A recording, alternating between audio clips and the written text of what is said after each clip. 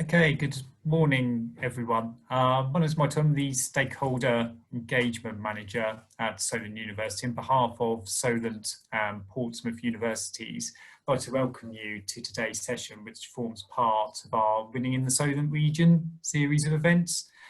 The two universities, both of which business schools are accredited through the Small Business Charter, have been working collaboratively alongside our partners, including the Hampshire Chamber of Commerce, to support businesses throughout the pandemic.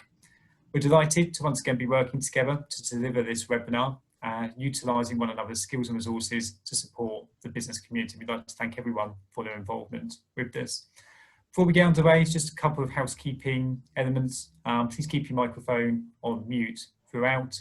If you'd like to ask a question, please use the chat function, which is available at the bottom of your screen.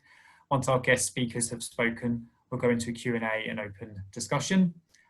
Please note this session is being recorded, and the recording will be shared and available on the university's website afterwards. And we would please ask if you can refrain from turning your cameras on. So it's my pleasure now to welcome our host for today, Ross McNally, Chief Executive Officer of Hampshire Chamber of Commerce, who's going to say a few words and introduce our speakers before setting the agenda for today's session. Ross, thank you. Thanks so much, Mike.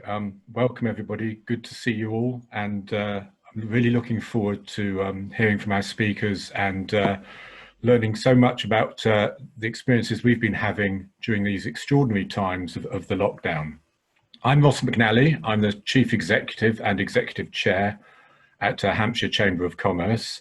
I also sit on the board of Enterprise M3 LEP. Today's session is really about learning from the experiences of others, businesses across the whole of the region.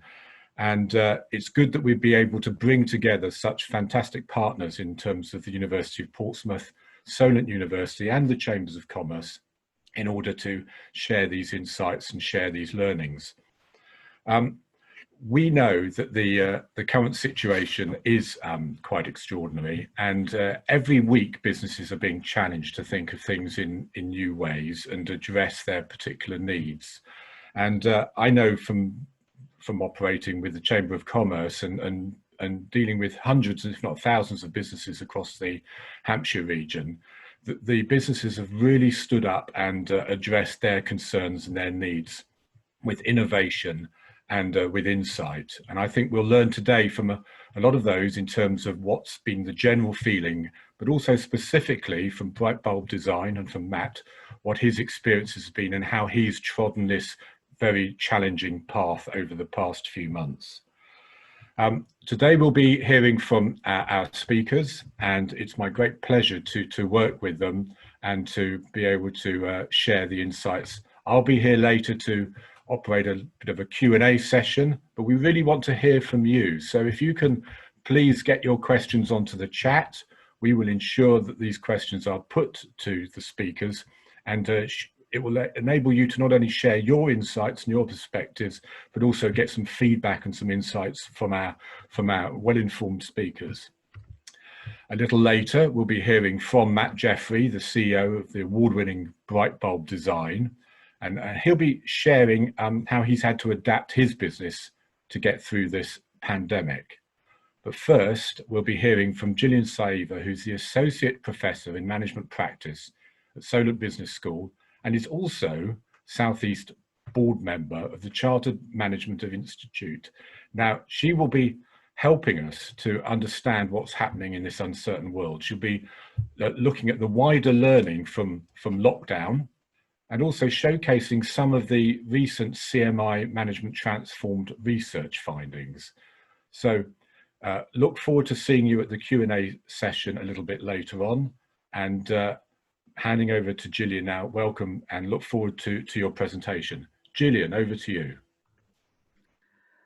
Thank you very much, Ross, for that lovely introduction. And just while I'm sharing my screen here, I'll just say how lovely it is to be back again at Winning in the Solent region. We had a successful time during the first lockdown, and it's nice to be invited back again to share the next step of the story, really. So can I first just confirm that everyone can see the screen that I've shared?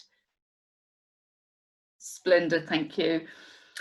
Okay, so obviously I really need no introduction because Ross has done a lovely job of that already. So what I'll do, I'll just move on through that slide. Lovely to be here from Solent University, and lovely to be here also in my capacity as a South East board member of the Chartered Management Institute, and have the opportunity to share the findings of the just launched survey, which is Management Transformed. But before we move into that, just picking up from where we left off last time, and I'm not sure if we've got any people in the session today that did attend the summer sessions of Winning in the Solent region.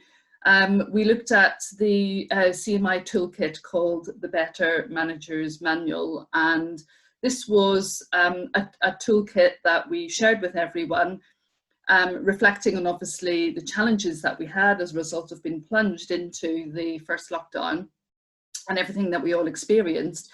And the themes that came out of that, of course, were flexible working, the crisis management, managing mental health and well-being, and what we've seen was obviously a new employment landscape and an increasing need for new governance being a key priority. So that was used as a discussion piece. We are delighted now to be able to share Management Transformed, Managing in a Marathon Crisis. This is a very recent piece of research that was just launched earlier this month, and we're going to use that today to really just share and showcase what really has been happening, how have we understood it, and what can we learn from it so we can actually plan ahead within this uncertain world. I think what has been most enlightening really as part of the findings of Management Transformed, what the CMI found was that they sort of had gone in assuming the outcome of the research would be one thing, but actually, of course, it was something different. Ultimately, the thoughts were that if the assumption was that if location was sort of key to productivity, they felt that if you work remotely in the workplace or in a hybrid way, that would actually be pivotal to the role of the overall success of your organisation. CMI also went into the research thinking that the rising or the falling demand of an organisation's goods or services would also make a difference in the success of the business. But ultimately, what it showed was it was actually the way that the people in organisations were actually led and managed had the most significant impact on the productivity of the businesses. And I can probably echo a lot of that just anecdotally by what was discussed really in a lot of the earlier sessions. We talked a lot about shock, we talked a lot about the coming to terms with what had happened, almost like managing grief, you know, coming to terms with the loss of life as we actually knew it. And what we did see was a lot of organisations and managers of small businesses and large really having to work hard to make sense of what was happening, and it put them under really a lot of challenge. Really, they had to dig deep to pull on their management skills and abilities to be able to move their businesses forwards. So ultimately, in summary, productivity isn't about where you work, it's about how you are managed, okay? Now, we know it's important to have all of the tools and everything that you need at your fingertips to be able to deliver on your business goals and whatever products your businesses are. And I think we definitely seen that with organisations who maybe weren't on the cloud, organisations who maybe didn't have access to all of their files and be in that position to actually work anywhere, having to really make a bit of a quick scramble to really make that happen.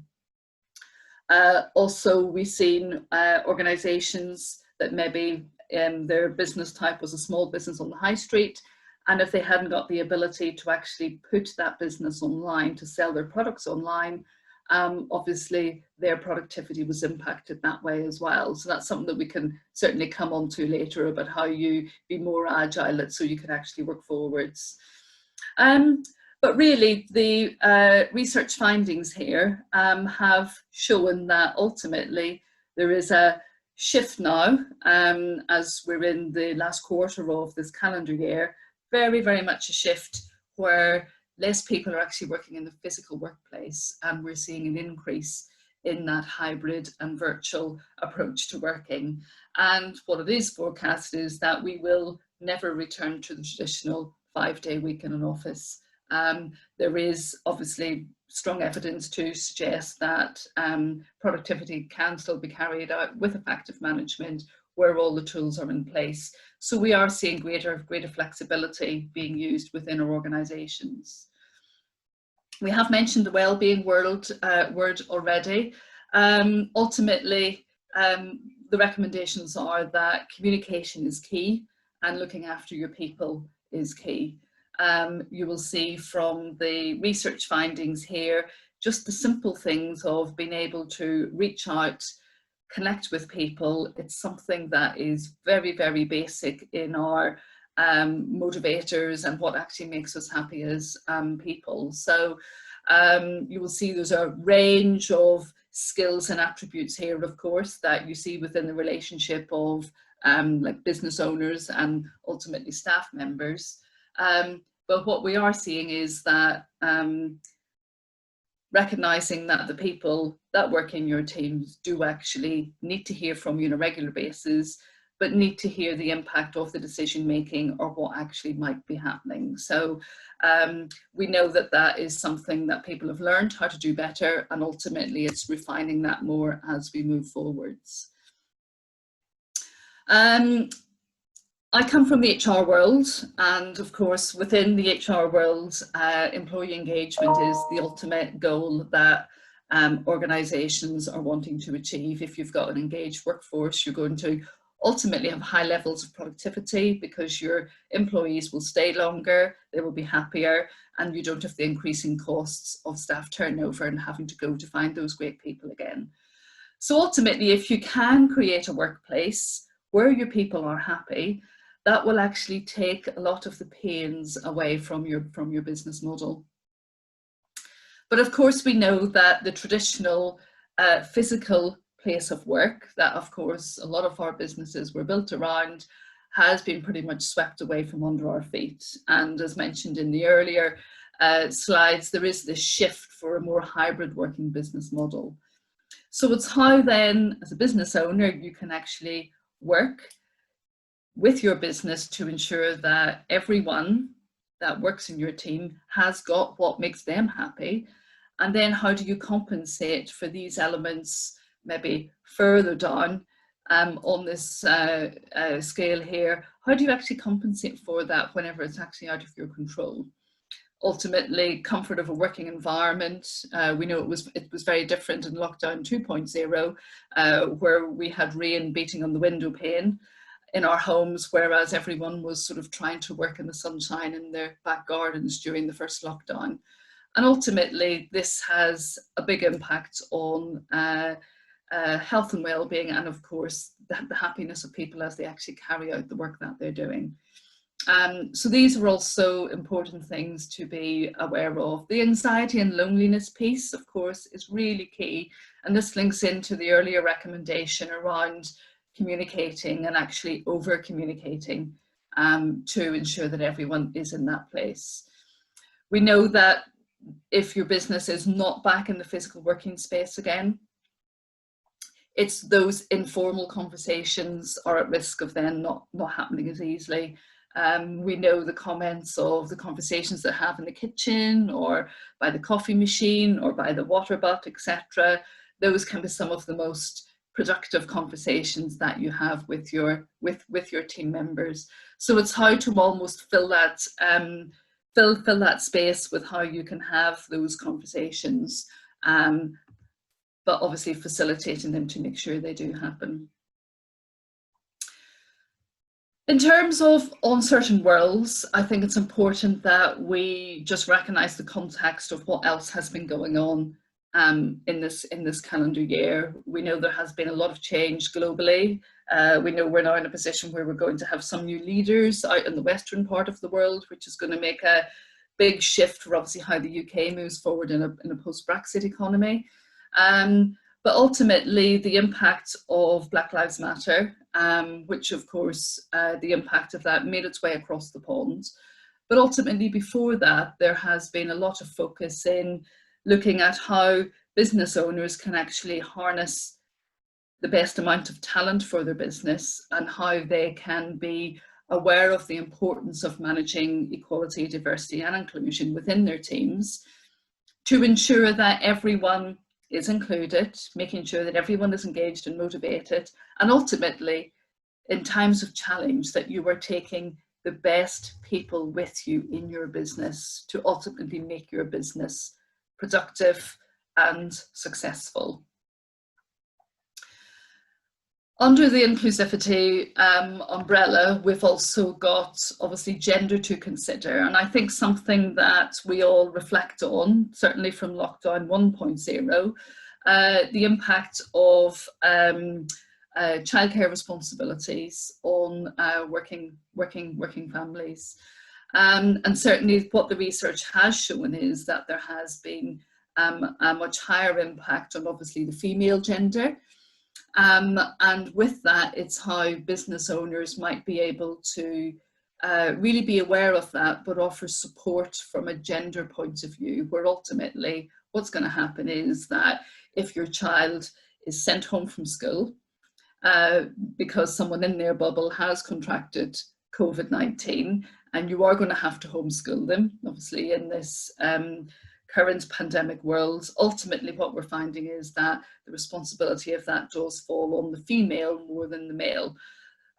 So there's a wider health and well-being conversation that you need to be aware of if you're potentially having females in your business as well. Obviously, this is not exclusive, of course. We know that there's a lot of men who do support that also. We also know that there's a lot of single parent families, which of course men are at the helm making all of that happen as well. But as business owners, it is really just important that you are just mindful of that, because these are things that didn't really play as important before. And this is just obviously just further endorses what I've said about just the impact of children, the caring responsibilities, but also with the increase of the more mature age groups across our societies, there is much higher responsibility for people that are working in your businesses to have caring responsibilities. And that can be for young people, minors, can also be for majors, with obviously elderly friends, relatives, and so forth. So again, we have to be much more inclusive from a wider society perspective, really, because caring is now a responsibility that businesses do have to be aware of.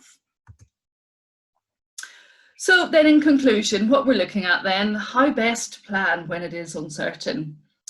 So ultimately around the productivity area, it is encouraged that business owners can monitor and review the working arrangements. It has been cited that where productivity might have increased because of less commuting time eating into the working day, innovation has actually decreased. And I think the innovation decrease is an impact of those impulsive conversations taking place when people are together. It is important that obviously you do have regular communication and well-being check-ins with your staff. That does have a direct link to your productivity. Within any management role, it's so important that the manager and the leader of the business does have a positive presence. They can see that they are there, they are available. We know there's the old cliche, you know, my office door is always open, but if they physically can't see your office because people aren't physically working together, that of course is going to be more difficult. So really just the importance of very regular updates and having that ability where your staff can actually contact you if they need to speak to you at an ad hoc way.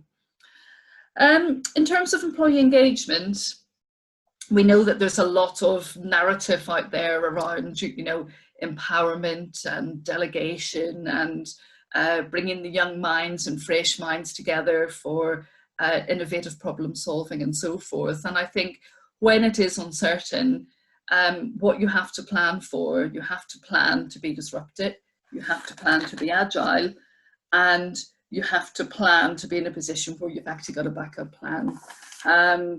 This narrative came through very strongly yesterday in Solent Business School's launch session that we had with our Chancellor, Theo Pafitis, obviously a very experienced businessman, and certainly innovation and agility were obviously key elements for success that Theo Pafitis put forward, obviously, to be able to plan and move ahead and adapt in this changing world. Ultimately, it's the challenge for business owners to be the best managers that they can be. So to be in that position to offer support, to really share knowledge and skills, to think about where you can get the best people into your business to move your business forwards. And this certainly endorses the business case then for equality, diversity and inclusion, because everyone's having to dig deep, you're having to think outside of that box when it is uncertain, to think how best can you actually plan ahead. Some interesting words here from Lord Dibben that was shared back in August, with a strap line of "we must resist the temptation to return to business as usual." So I think it's that acceptance now that that has gone. We're moving now into a very different place. Some people argue, well, if it hadn't have been the pandemic, it would have been, you know, rising sea waters and obviously flooding of X amount of hectares and acres or whatever. I think what the pandemic has shown us, it's given us a really good example and a big wake-up call for what other shocks might actually come our way in this coming century. Not sure how many of us might actually be around to see it at the latter part of it, but we know from a wider environmental context, we are probably going to be looking at a few more inches up the scale in terms of temperature average. That's going to have a bigger impact on our climate, and of course the impact that businesses may have thrown upon them as a result of that climate change. We know what's happened over the last 3 to 4 years with flash flooding, for example, up and down the country, and responses that have to be made in part of that. So you can see the narrative here is it's being prepared for shock. We can't control it. We know what might happen. Being resilient, moving away from not obviously being open and vulnerable. And I think a lot of businesses now have built access to cloud so that they can work anywhere. They've also built access to online selling if they didn't have that before, so that their products can still get to the customers. They don't physically have to come over the doorstep of their business. But in terms of the mantra that you are hearing a lot through our government, it's this building back better. And it's almost building back to be more stronger, building strong leadership mindsets in there to lead people forward when we know the times are actually going to be challenging. So as we're saying, amid the upheaval, it has become evident that planning for good management practice is actually a good way to plan ahead for uncertain times. And of course, I'm speaking here in my representative role from the Chartered Management Institute, and actually embedding the importance of strong values-driven management practice, because that's cited as being the sustainable way forwards that will have the positive impact on your productivity, your employee well-being, and help you design a workplace that can be more sustainable. Now, I'm delighted to be able to share an opportunity for medium-sized businesses here today. This is a collaboration that both Solent University and University of Portsmouth are involved in, with being small business charter member schools. The Department of Business, Energy and Industrial Strategy have very kindly funded to the tune of just short of 11 million, 2,000 places on workshops that have been running from October of this year, and they will run right through to the end of March next year. These are 8-week short courses that are fully facilitated online, with the output of businesses developing an action plan to drive resilience, productivity and growth. within the business. They are 100% funded. Sadly, social enterprises and charities don't qualify for this funded opportunity from the government.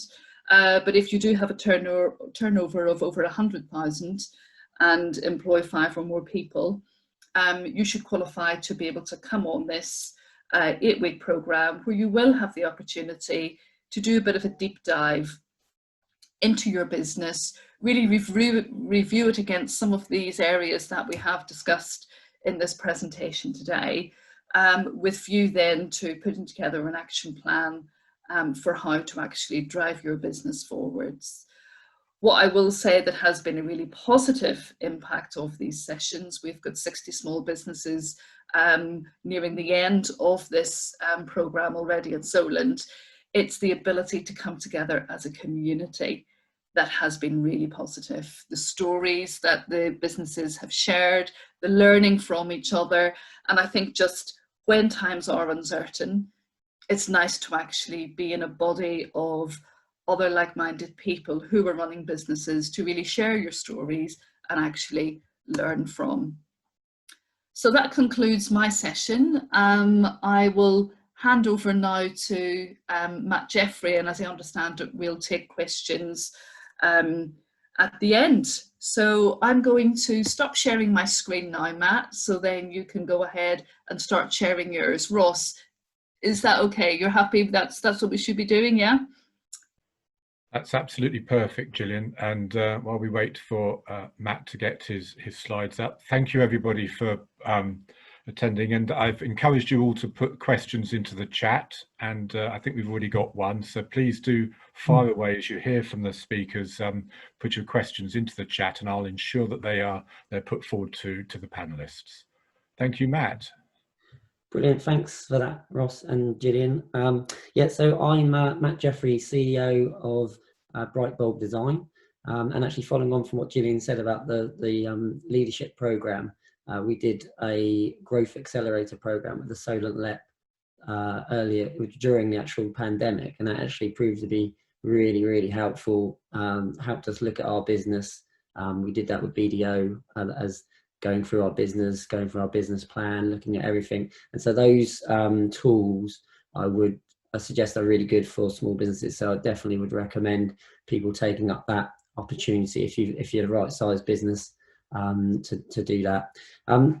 So I'm really here today to give you a perspective from a business in terms of what we've done over the last few months during this pandemic. But before I do that, I'd just like to sort of do a little bit of an introduction about who we are. So we are Bright Bulb Design. We're a leading multi-award winning design and digital studio based here on the Isle of Wight at Wootton Bridge. A sunny Isle of Wight, not so sunny today, sadly. We've got an enviable reputation of delivering proven results for many of the South's most successful and aspiring companies. My background is in working with blue chip clients such as Arup, HSBC and Marc Jacobs, especially within the outdoor advertising sector. Me and my wife, stroke co-director Fee, I'm pretty sure wife should come first in that sequence. We've worked in Sydney, Melbourne, New Zealand, London, and now here on the Isle of Wight. And it's the experiences from all of these locations and businesses that we've worked with that we have put into our own business here at Bright Bulb. So over the past 6 years or so, we've been growing, doubling year on year, expanding the team. We've now a team of 10 creative individuals, or bright sparks, as I like to call them. We've continued to work with some incredible clients across the country, and we are proud to help these clients on a daily basis. We also continue to work with local businesses in the South, helping them progress their marketing, design and digital presence, and are proud of what we can bring to the table in that respect. So as a very short summary on who I am, and hopefully gives you a bit of an idea of the size of the business, where we're from. Hopefully people can relate to that, people that are on this video call. So of course this year has been pretty much impacted everybody in some way, shape or form. The coronavirus has not exactly helped anything in terms of business. So how have we adapted at Brightbold to what's been happening? So this is what I'd like to take you through. So first, let me tell you, back in March, and no word of a lie, me and Fee were holding hands as we watched Rishi Sunak tell us how he was going to help businesses with the furlough scheme. At that time, in all honesty, we did not know what to expect from the coming year, but a tear did stream down our faces as we knew that scheme was going to help our staff, quite frankly, and we would be okay. If our staff are going to be okay, then the business would be okay. We believe our staff are our biggest asset. We believe it, to be honest, any business, staff is the biggest asset in any business. And therefore we had faith that if our staff would be okay, that the business would be okay. From there, we didn't sit with our head in the sand. I mean, instead we sort of formulated a plan for what we had to do to keep the business ticking over. We looked at what had started to happen. There were no exhibitions, no handing out leaflets, no business cards exchanged. So we could see that the need for design was going to be less so than we would normally expect in a normal year. So then we looked at the other side of the business in terms of web and digital. And we could see that no shops could open their doors, restaurants were shut, and the high street was struggling. So we put our efforts into figuring out how we can help these businesses hit by hardship with not much to spend, but a need to be online. So we saw that there was a lot of grant funding available for businesses from places like the Solent, Natural Enterprises. There was rural grants around, and there still is a lot of grants and funding around as we speak. Specific funds made available due to this crisis. So we decided to create a scheme that helped businesses with the grant funding process called Adapt UK, a scheme that is actually still running. We helped businesses with creating their story, their need for the grant to pivot their business with a new digital presence. With the grant funder, we knew that there could be money towards e-commerce, adding a potential life-saving revenue stream to a business. This in turn meant that we could be commissioned to do the work to convert businesses' websites to e-commerce stores, which in turn created a revenue stream for us in a time when business was struggling. There was not money being thrown around like left, right and centre. The grant, I mean, this is a great story really, in that we helped a lot of businesses get online and be able to sell their wares when they can't open their doors, and a lot of these businesses have benefited massively.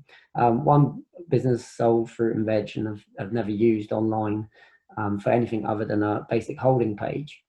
Within 3 months of opening their e-commerce store, they had sales of over £25,000 running through that store. They got 50% grant funded. So half of our costs were paid for by rural grant fund. For us, that was huge. We had people asking for ordering systems for takeaways, booking systems for single person shop visits, ordering paint for your own pottery kits for pottery cafes that couldn't have people painting in the cafes in a normal way. So we created some quite complex ordering systems for various uses, and all partly funded by the grant schemes available, which meant that those businesses could get online and have at half the normal cost that it would normally cost. And it also gave us a revenue stream. So it actually worked for everybody. It's that sort of quick thinking that helped us in terms of holding up our design side of the business by creating more digital need. It's about looking for the opportunity in any situation. In times of recession, financial collapse or coronavirus, there are always opportunities if you look for them. If you can't open your restaurant, start taking takeaways. If you're a small shop and can't adhere to social distancing, let people book online to visit the store one at a time. We also realised as we started to come out of lockdown one, that businesses would be looking to become COVID secure. Within this, everyone needs signage, floor stickers and various elements for their business so that they can be COVID secure and continue to work in a safe environment. So again, we looked at how we could help with custom graphics and affordable printing. A small boost for a very specific amount of time and a targeted market, but again, a boost to sales and helping the design side of the business with some well-needed pipeline. So it's all about finding the need for the business or consumer and trying to fill that need in a way that works for both parties. Think ahead to what might happen as this next lockdown lifts. What will people need now more than ever? How can you change your business to accommodate them? More recently, we could see that with more digital ads and content creation, plus more need for businesses' website to have really engaging content, that video was coming to the fray, and is another thing that we could look at. So thanks to a post that I noticed on LinkedIn from Portsmouth University about the Santander COVID-19 Small Business Grant, I thought that we could perhaps apply for this grant to pivot our business in the direction of video. So we applied for the grant funding and were successful. This happened simply because I was keeping an eye out on social media, and by chance I came across this post. It is always important to keep up to date with what's on offer, what can help your business and the opportunities that may arise. Santander accepted that grant, and we are looking now at the opportunities to enhance our video service for the business.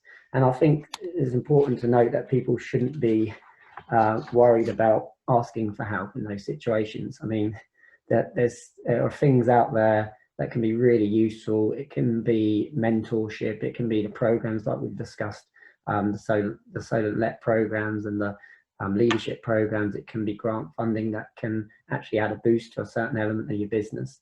And I think that's really important, to not be scared or too proud to say, actually, I could do a bit of help here or a bit of help there, or I need some advice.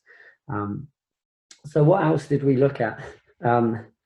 Another sort of pointer, I suppose, that we took away from the situation is we looked at our staff and their current job roles and thought, how can we adapt what they are doing to help generate more work? If they have less to do in one area of the business, such as the design side, then what could they be doing in another area? So one of our designers, Vicky, we moved into an updated job role of social media management. She was able to design posts very easily, being a designer, as she had all those skills, but just needed to learn about copywriting and creating engaging content. So we gave her the time to create our social calendars, schedule posts and design posts, with a plan for her to take on more of these jobs, potentially for our clients in the future. After months of training, she is now great at creating engaging posts and social marketing plans for businesses. And this helps us in that we have since been contacted by businesses to help them with their social media.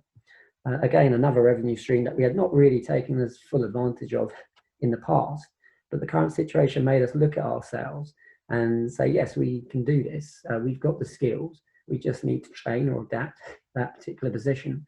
And now we've got an extra bow to our string to our bow. Even. My next point is this, and in times of crisis, you need to prepare for a loss and prepare for how you will recover from that loss.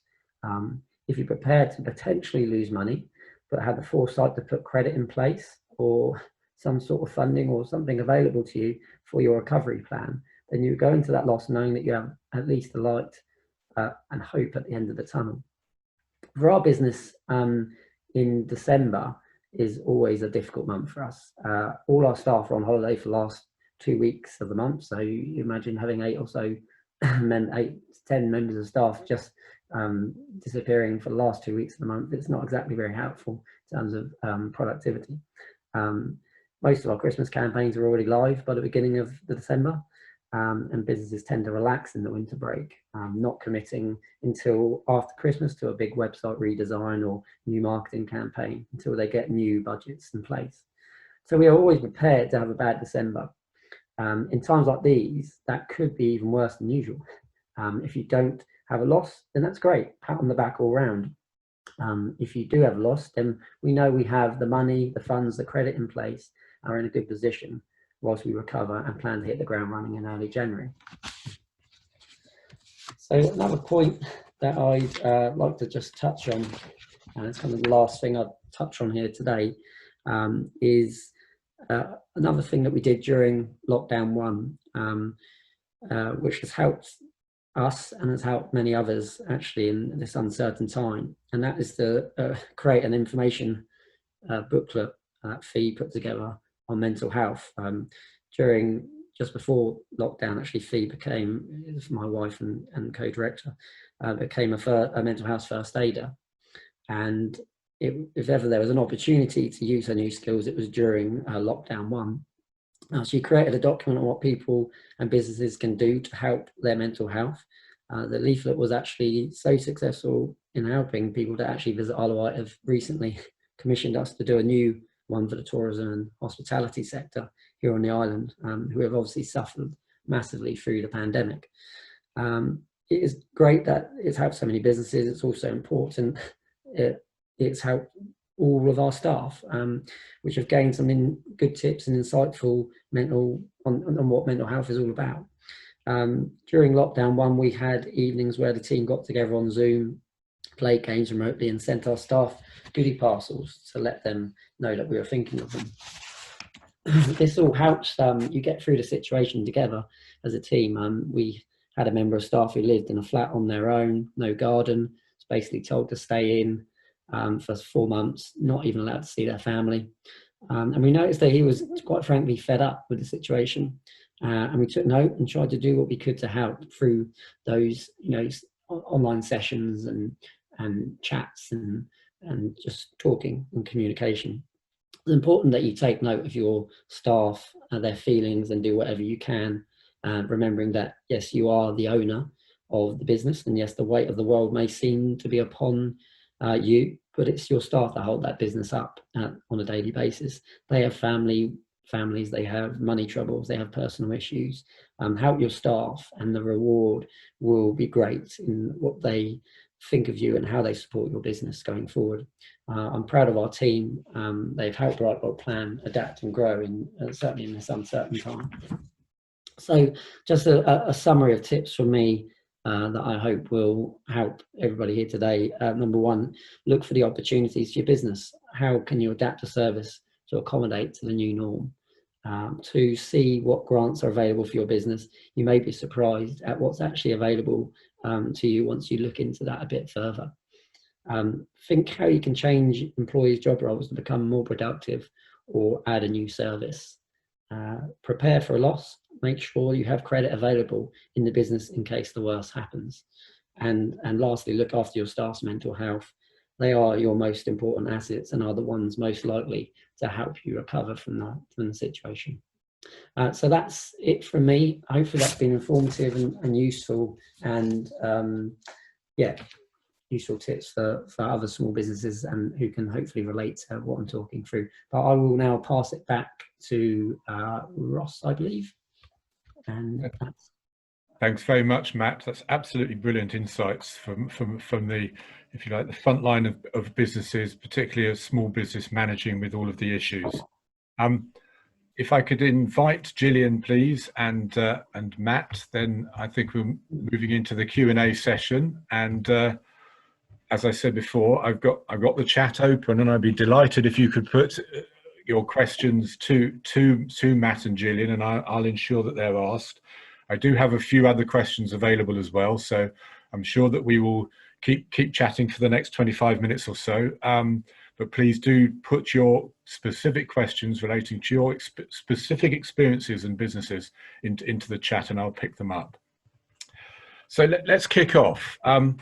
Firstly, Liam has asked a question, and I think we'll hear from both. It says, if home working and hybrid virtual working continues post-COVID, how can businesses adapt to lower commuter footfall?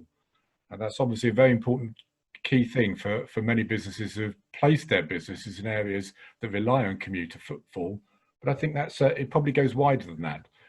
So let's kick off. Jillian, what do you think? Yes, Ross, thank you. And thank you, Liam, for such a good question to get us going this morning. So I think the response to this, we've had really good examples shared with what Matt Jeffrey has shared and how his business has been able to pivot in the response to the opportunities and demands that have came as a result of COVID. Who would have thought he would have been printing out lots of circular stand here stickers to go out up and down the country? And I think really from that comes a really good example of how businesses have to look broader and wider. So ultimately, if there is less footfall on the high street and your business model was built around your customers mostly coming from that place, well, it's looking then at, okay, what other customers can you attract, or how else can you service that group of customer, or ultimately, what other routes can your business go down? So I think it's a time to really reflect, dig deep, think outside the box, to think, right, well, if those customers aren't here, what other customers can I go after? Because there will be customers. It's maybe you think about a different product line or something like that that you bring on to suit the new demands or the new behaviours of people. Indeed, I think that pivoting of businesses is extremely important. Matt, you seem to have done that very well indeed, and on behalf of your clients as well. How would you feel you could help Liam if he'd come to you with this particular challenge? I think, yeah, thanks, Ross. I think, and it's about looking at your digital presence in this current situation. I think you've got to remember now that everybody is online, everybody's looking to online, and there is a massive amount of those people online. And I think you need to sort of look at your business and think, okay, if I'm a shop, I can't get the people, there's not enough people in the street. How can I get some online? Can I do some advertising? Can I use Google? We actually give you some free advertising at times. Facebook do as well at different times. Can you use these tools, these social tools, to get your message out there instead? So it's about looking at a new way of doing things and not the traditional, looking at digital and how that can push your business forward and how you can get those commuters through your website instead of through the door as such. Thanks, that's brilliant. And as if by magic, luckily we've got some more questions coming in, so I'll go straight to those. Craig Willis is saying, trying to pivot your business and target a different customer can be time consuming. Given how limited resources are, what tips do you have for making this easier and quicker? I'll start with Matt and then we'll go on to Jillian. Matt. I don't know if it's ever easy or quick to get to the end result you're looking for. For us, I mean, I work stupid hours a lot of the time, to be fair, but I am always looking out for what's available. I mean, an easy thing to do is simply to go on social media and see what the Solent are putting out, see what Natural Enterprise are putting out, because I mean, they're absolutely incredible what the stuff that's being put out on their posts on LinkedIn and Facebook. Same with Portsmouth Uni. All of that stuff is easy to do. It's easy to look at. It may take a little bit of time then to go into that and look to see what resources are available to you and what grants are. But I mean, I've put grants in for people that are literally an A4 piece of paper. So some of this stuff is not difficult. It's just knowing about your business and what you've already got within your business. So it may be you have to give your financials over or a little bit more information. But like I say, some of these grants are literally an A4 piece of paper to put your story across. And so it's really just taking the time to look at what's out there, what people are offering. Go on the Solent website. And see what's around and applying for that, which can sometimes be quite a quick process. Indeed, absolutely. And of course, bounce back loans and reinvesting in your business, all of these things have helped. Gillian, have you got any steer for Craig on this? Yeah, I think ultimately, building on what Matt has said, it can be time consuming. Sadly, there is no resting on your laurels here. It's the strongest of the species will survive, I'm afraid, and it's where you will have to push yourself out of your comfort zone here. I think in terms of you may have limited resources, you may have limited knowledge as to what different opportunities may be. And this is where it's really important to be in a position where you're always keeping yourself one step ahead of the game. And by keeping yourself one step ahead of the game, this might be what you're doing yourself as a business owner in terms of your own personal development, in your own knowledge piece. How much time are you spending watching what your competitors are doing? How much time are you spending seeing what the sort of incoming trends are, looking at what's happening in the US, because generally it does come further east. But it's horizon scanning all of the time to see what's happening. So you do have to be one step ahead, so that you're not always reactive.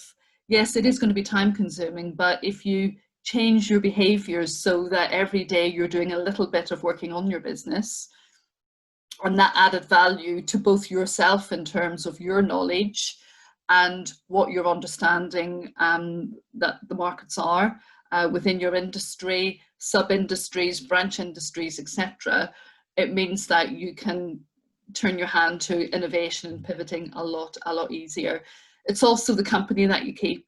How do you spend your time? What sort of people are you networking with? So it's looking at your network. So again, what people can you sort of learn from in a very easy way that you're just constantly thinking, oh wow, well I actually wouldn't have thought of that, or that's really useful. So if you take that one bit of knowledge and connect it with the other, boom, you might just have a new opportunity to trial. So it's just that constant refreshing of yourself, and that will then help refresh your business. I think that's right. A little bit of a plug for the Chamber of Commerce here. I think that was one of the reasons that we did the Chamber of Solutions events throughout the whole period, because it's about building your community of practice that can really help you as a business. Jillian, Stephanie's asked a very interesting question, and I noted it when you were doing your presentation, this disparity with regard to home working, and she's picked up on a particular point regarding childcare. So she says, how does flexibility for childcare responsibilities work in practice? How is flexibility extended without creating tension between staff members without children?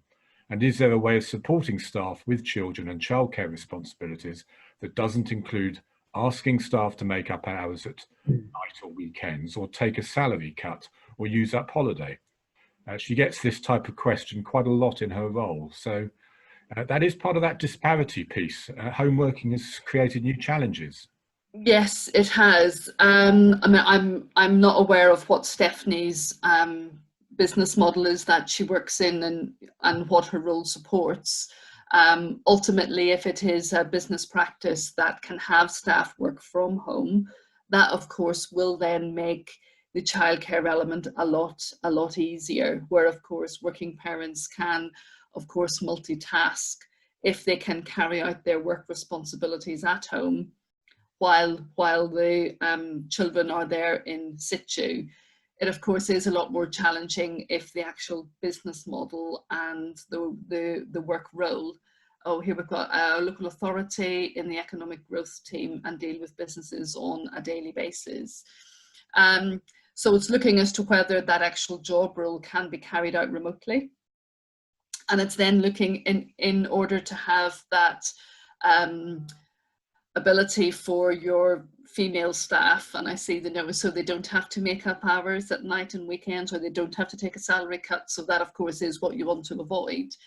So I think it's looking at your job roles and looking at how those job roles can actually be executed, looking at the practices within your business as well, how all of your practices are executed. So it's having inclusive operating practices. So rather than having the board meeting on a Monday at lunchtime back around the traditional physical board table and having that aspiration for everyone to be there physically, it's having flexible practices and flexible meeting practices so that remote team members can still take part in the meeting, and that a lot of what was learned and a lot of that capability that was gained during lockdown 1.0 still extends.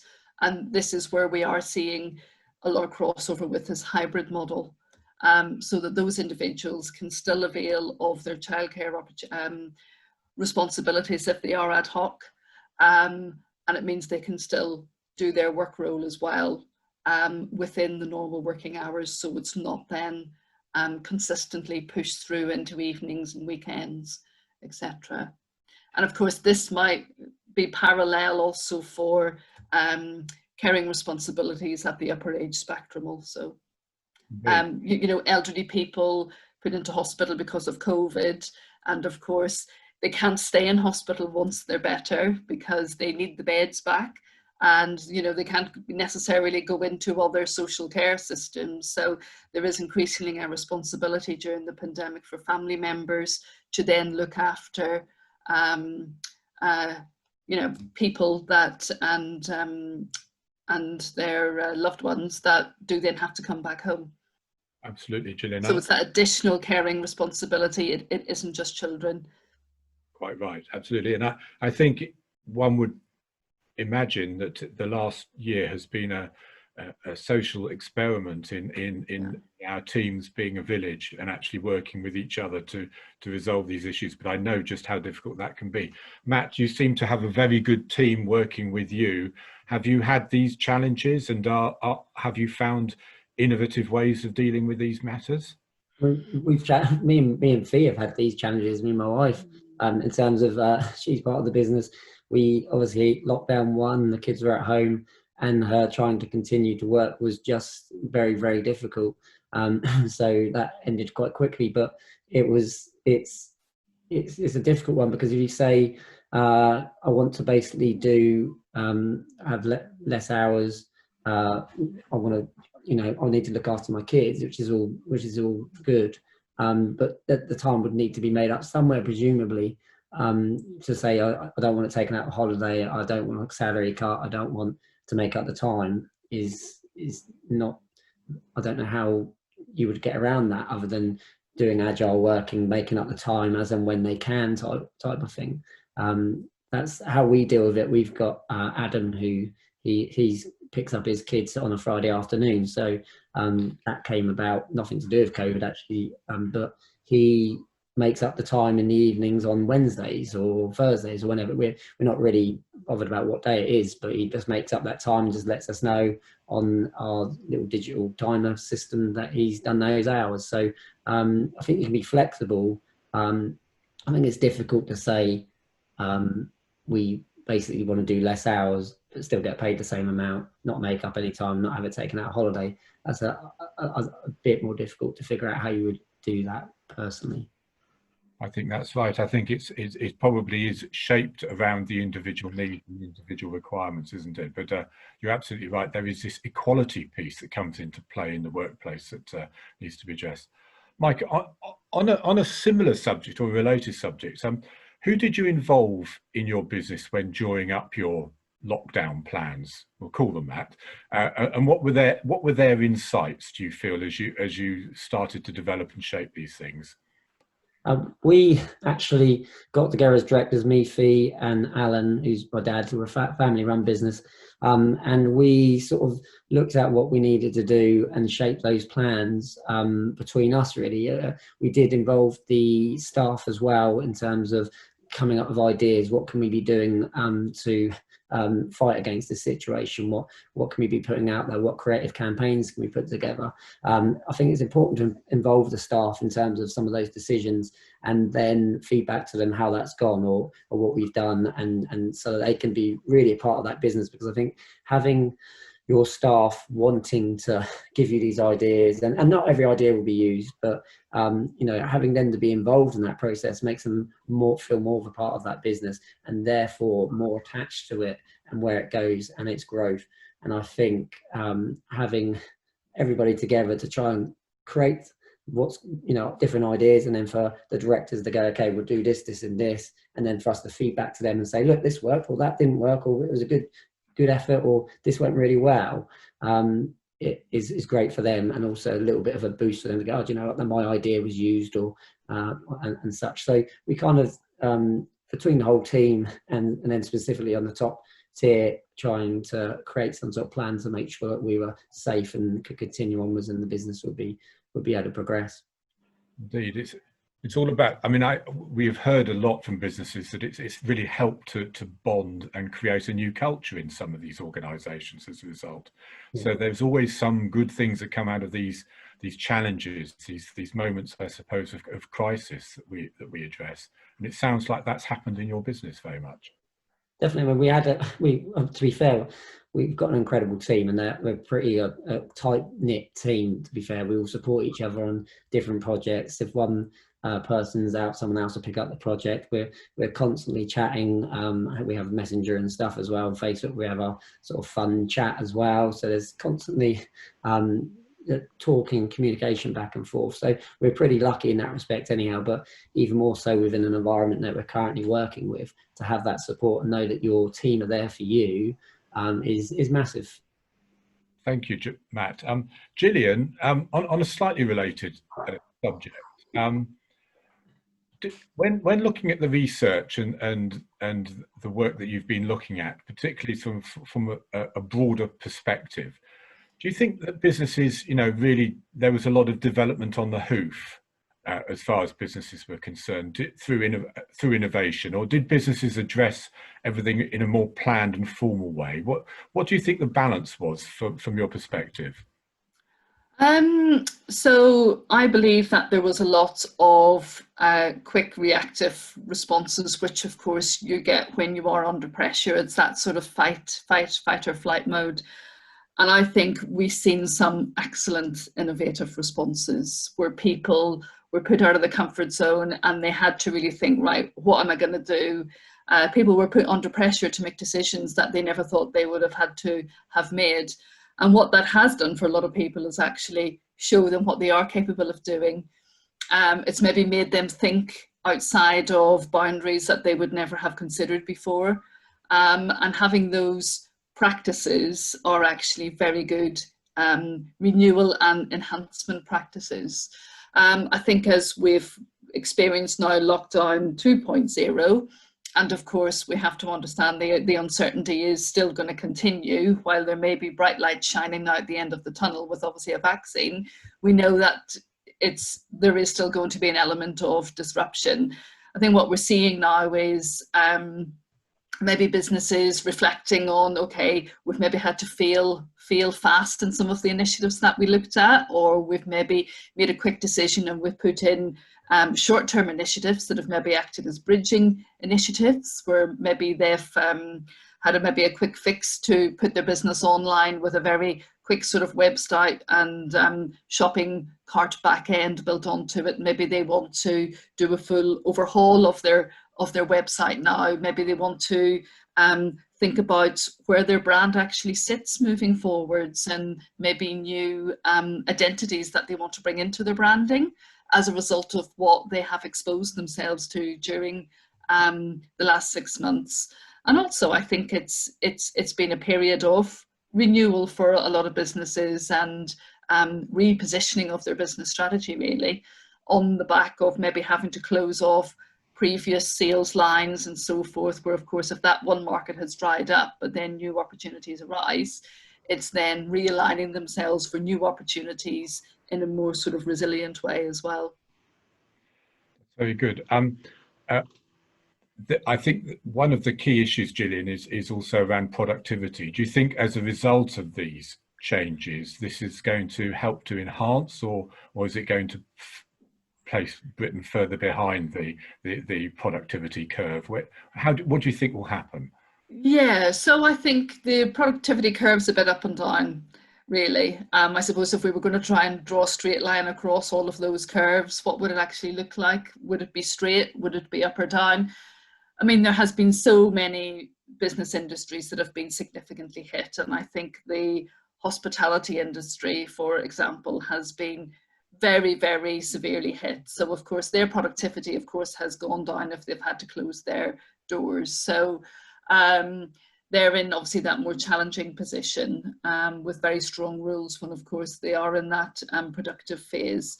But I think aside of obviously the hospitality industry, I think it's looking at the other businesses and where they can then find a niche for their products, and how productivity can actually be supported. So while I think it may be slow, we know that a lot of organisations have had to lay off staff as they've had to contract where their business model has, understandably slowing down. There's a lot of consolidation of cost bases going on at the moment across all sectors, and as a result of that happening, of course, the ultimate economic growth will be in decline. But I think what we are seeing is where we're seeing opportunities within businesses and new jobs, actually. I mean, for all of the job losses that are happening up and down the country at the moment, there are still a lot of new jobs being created and a lot of businesses employing new people. It's interesting when you sort of look at a cross-section of all of the skill sets. Digital is a key skill that sits within that, and the ability to analyse data as well, being obviously a focused part of that. I think to be productive, businesses are having to be on a digital platform to support what they're doing. That's the only way that they can be resilient against this sort of disruption and shock that we've experienced because of COVID. But also around that, it's being really focused on their performance metrics for productivity. So it's been in that position to be constantly reviewing where they're at from a cash flow point of view, and it's on that weekly basis, just being really on it and trying to be really future focused. Absolutely. I think there's a lot of change that's happening right now under the radar. We'll see that coming through. There's a question that's come in from Martin, which is very close to my heart as a chief executive of a Chamber of Commerce, but I won't direct it to myself.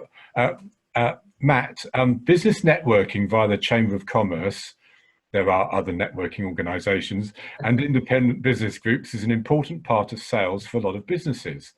All this physicality has stopped throughout 2020 and has continued via Zoom. But many businesses find that online networking is far less profitable than when businesses can physically meet, as online is far less personal. Do you think online networking will become the norm from now on? Hi Martin. Actually, Martin's a fellow graphic designer from the island, so it's good to see you on the call.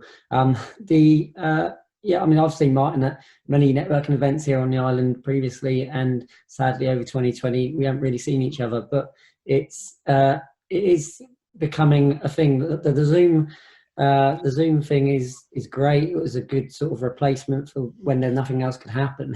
I don't think it will be like this forever. I think there will be eventually, once things calm down, people face to face meetings again. There will be bubbles potentially, and eventually have these bigger events. Hopefully can't go on forever. I think you're right, it is more difficult to gain profit out of the Zoom meetings because people don't necessarily follow up or stuff. But what I sort of think of it as is online networking. If you look at LinkedIn, is kind of everything you do on there is online networking. It is actually a networking platform. So maybe following up people on LinkedIn and doing that after calls, and maybe just dropping a note to say, oh, that was interesting what you said, if there's a speaker, and to try and make those connections in a digital way, is a way to do it, and a way we should be doing it even at the same time as having real networking events. I think that will help in terms of engaging with people on those platforms. It is networking, but via a social way. I do think networking will be back. I certainly hope so for the chambers and all the other independent business groups around, because you can't really beat a face-to-face chat, a cup of tea and a biscuit, and passing over the business cards. And obviously for our business and yours, Martin, good. That's great for us because people need to create the marketing materials that they give out to people and stuff. So I truly hope that it won't be ongoing, and as much as Zoom is great, it can't replace face-to-face. Well, I think I fully agree with that. I think a blend is probably the future. Mike,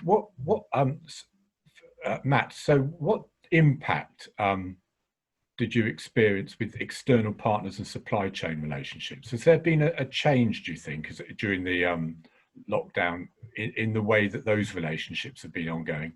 Partly because they've been also had to be online, but also because probably some tough decisions have had to be made, I suspect.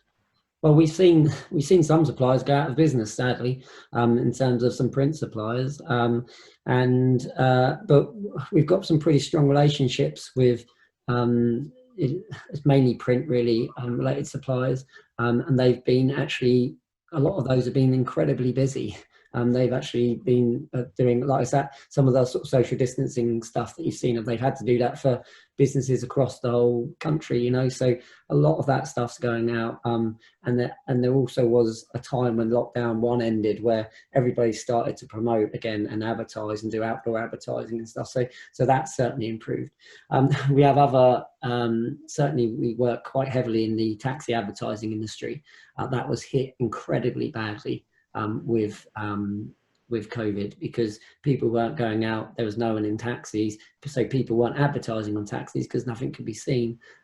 So those businesses certainly had to adapt incredibly, really cleverly actually, some of the ways they adapted by putting out information about taxis being the safest form of transport, because there's a passenger compartment which is away from the driver, having all of the COVID stuff in there as well, in terms of stuff for your hands, sanitizers and stuff. And so they kind of tried to adapt in that way, but certainly the advertising spend that would normally have been spent with those guys was definitely a lot less. And so we did see a lot of those suppliers adapting to different tactics to try and maneuver their way through the pandemic. But yeah, in whole, certainly in terms of print, a lot of those suppliers have done really well. Indeed. We're gradually moving towards the close at 15:15. But I have a question really for both of you. We focused on a lot of the things that have succeeded and a lot of the changes that I think are bringing positive impact actually to let's say 2021 and beyond. But if we think about not everything has been the greatest of success. If we'd had our time again, or if businesses had their time again, the question is, what would we have done differently? Now that's quite a tough one. So I'll let Matt have some thinking about that. Jillian, I'm going to chuck that one at you to start with. What would we have done differently, do you think, that might have created an even more positive impact? Yeah, I would probably imagine there's a lot of businesses out there that said that they would have converted to online a lot quicker, because I think when we first went into lockdown, none of us really knew what was happening, and we thought it was maybe only going to be for a month or something like that. And then of course the graphs still just kept rising, didn't they? And it went on probably for a lot longer than what we initially thought. And I know there were some businesses that sort of thought, okay, I'll take a dip in my loss of earnings because it will then bounce back. You know, this is maybe only going to be just for a short term. But I think now businesses are realizing, no, this is a long-term disruption, which will mean a lot more of a cultural shift. So probably where some businesses were maybe sort of biding their time, still getting their head around it all, wondering what would be, and held back. If they were to go into it straight again, I would imagine a lot of them would be a lot more focused on getting digital strategies in place and harnessing a new customer and facilitating sales route for their existing customers a lot faster. Thank you, Jillian. I think that's exactly the answer Matt would like to hear as well. What do you think businesses maybe should have done differently or a bit more urgently, Matt? I was going to say Jillian stole my answer. I think when we went into this initially, I think a lot of people weren't really concerned. They didn't think it would be what it was. Obviously, planning slightly more ahead would have been a good idea, but certainly digital is where we've seen people flourish. I mean, it's like I said about the fruit and veg retailer, they have never looked at all at doing digital stuff. They're a wholesaler. They did it in a traditional way. They did have a holding page. It was a really old, about 20-year-old holding page, and that was about it. They hit this situation and said, okay, no one can come to us, nothing's open, we need to sell to the public instead of selling to restaurants because nothing's open. What can you do? And we're through this grant system as well.